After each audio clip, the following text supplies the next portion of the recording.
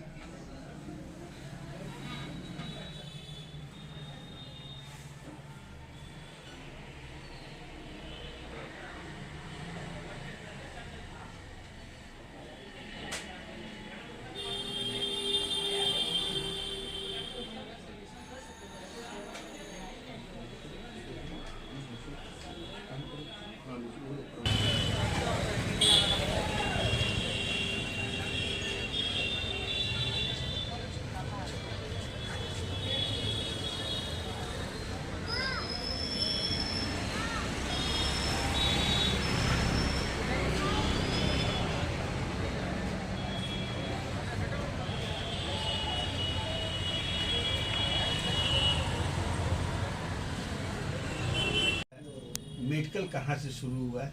मेरी सारी पढ़ाई मेडिकल की MBBS और MS मतलब ग्रेजुएट और पोस्ट ग्रेजुएट काशी विश्वविद्यालय से।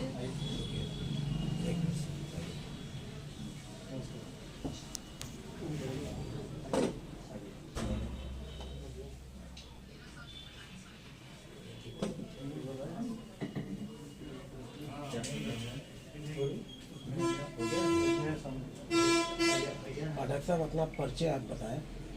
मैं डॉक्टर विनीता श्रीवास्तव, 25 सालों से प्रैक्टिस कर रही हूँ। मेरी MBBS और MS की पढ़ाई काशी हिंदू विश्वविद्यालय इंस्टीट्यूट ऑफ मेडिकल साइंसेज से हुई। वहाँ से MS करने के बाद उन्होंने सोचा कि बाहर दिल्ली बम्बई क्या जाना, काशी में ही जो है बाबा विश्वनाथ के चरणों में बैठ के थोड़ा काशी वासियों की सेवा किया जाए।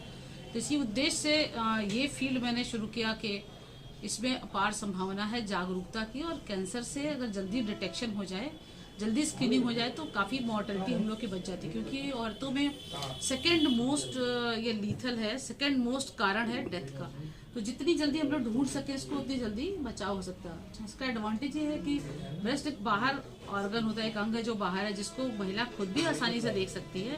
और कुछ लक्षण उनको बताए जाते हैं तो उन लक्षणों के आधार पे उनको शक हो जाए अगर तो जल्दी राय ले सकते हैं। ये हमको बताएं कि इसको कैसे मालूम हो कि ये कैंसर ही है? हाँ, कुछ उसके लक्षण होते हैं, जैसे अगर स्तन में कोई गांठ है जो काफी लंबे दिनों से बनी हुई है, चाहे वो दर्द वाली हो चाहे दर्द रहित हो। प्लस अगर निप्पल में कोई चेंज होता है, निप्पल का साइज चेंज होता है, या ब्रेस्ट में कोई आकार या आकृति चेंज होती है, या जो चमड़ा है उसका रंग परिवर्तन हो, या वो संतरे के छिलके जैसा हो जाए, या आंख में या एक्जिला में कोई गांठ या कौड़ी हो, तो उसको अंदाजा लगा सकते हो। उसको फिर चिंता करना चाहिए कि हो सकता है कुछ और गांठ हो, और उसका उचित निदान या उचित टेस्ट जरूर कराना चाहिए। आपने अपने विज्ञप्ति में बताया है कि पुरुष को भी हो सकते हैं। हाँ, पुरुषों में भी 1% होता है, लेकिन पुरुषों में भी स्तन कैंसर हो सकता है। और बिल्कुल उसी तरह उसके भी लक्षण होते हैं जैसे महिलाओं में होते हैं। निपल में या काला जो एरिया होता है उसमें घाव हो सकता है, उसमें गांठ हो सकती है। बिना सूखने वाला 3 हफ्ते से ज़्यादा कैंसर हो सकता है। निपल का पूरा डिस्ट्रक्शन हो सकता है, पैजेट कहते हैं।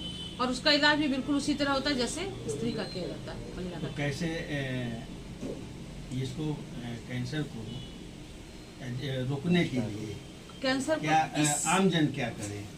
इस कैंसर को रोकने के लिए कोई दवा तो नहीं है, इसके लिए केवल यही उपचार है हम लोग के पास। उपाय ये है कि जितनी जल्दी अर्ली स्टेज पे उसको डिटेक्ट कर लें, उसको कब, क्योंकि जो इलाज होता है और जो सर्वाइवल होता है वो स्टेज के हिसाब से होता है। अगर स्टेज 1-2 में अगर पता चल जाए तो एकदम 100% इसका क्योर रेट है, तो ठीक हो जाता है। जितना लेट करते हैं उतना दिक्कत होती है। तो इसको रोकने के लिए सिर्फ जागरूकता जरूरी है, जिसमें हम लोग ब्रेस्ट सेल्फ एग्जामिनेशन बताते हैं कि हर महीने अपना ब्रेस्ट अपने से देखिए, साल में एक बार अल्ट्रासाउंड कराइए, 3 साल में एक बार मैमोग्राफी कराइए।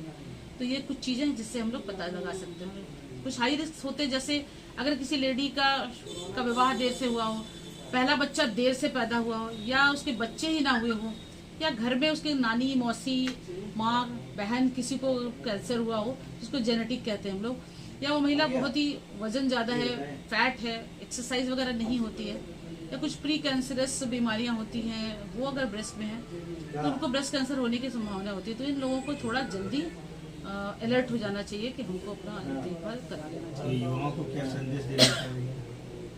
युवाओं को संदेश ये देना चाहेंगे कि बहुत ही खतरनाक बीमारी है, लेकिन अगर आप इसको समय से पकड़ें तो बिल्कुल ठीक हो जाएगी। तो उनकी जिम्मेदारी है कि खुद को तो जागरूक हो, इस समाज को भी जागरूक करें। जागरूकता फैलाने में सबके साथ सुनने में आया है कि अक्टूबर क्या है, अंतर्राष्ट्रीय स्तन कैंसर अवेयरनेस माह मनाया था ऑल ओवर वर्ल्ड। तो अक्टूबर महीने में हम लोग शनिवार को पिछले 25 सालों से फ्री ब्रेस्ट से रिलेटेड फ्री कैंप करते हैं। फ्री चेकअप, जो जांच होती है या जो ऑपरेशन होता है उसमें अप टू 40% डिस्काउंट, और उनमें लोगों को सिखाते भी हैं कि कैसे साल भर अपने आप को ठीक रखें। तो जागरूकता कैंप काफ़ी होते हैं हमारे यहाँ।